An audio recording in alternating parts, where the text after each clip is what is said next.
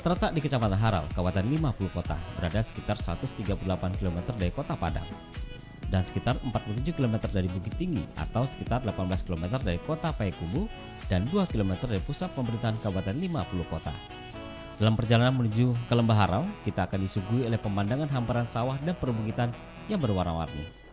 Perbukitan batu granit terjal dengan ketinggian 100-500 meter, pagar tebing cadas yang curam dan lurus berwarna kemerah-merahan tegak mengelilingi lembah begitu menawan untuk Anda pandang dan sempurna dalam rekaman foto.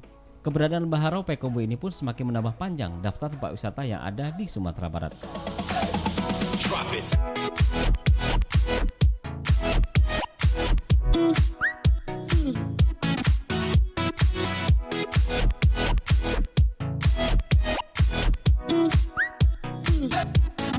Harau terkenal karena mempunyai topografi yang sangat menarik dan merupakan bagian dari cagar alam Harau.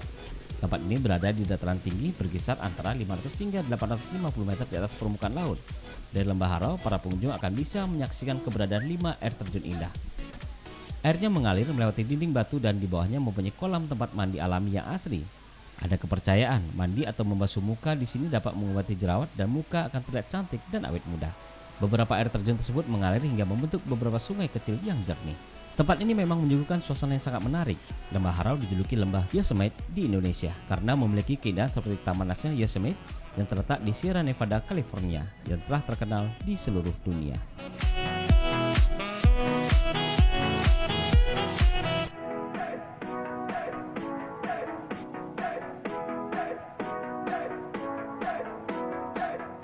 Liburan minggu bersama keluarga melihat wisata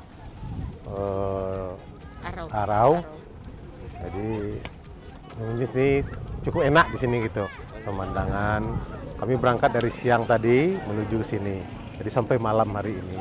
Bagus kan dari dulunya terkenal Harau ini kan kunjungannya semua orang tuh ke sini.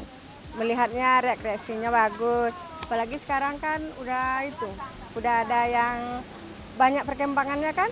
Udah ada taman-taman, udah ada kebun-kebun.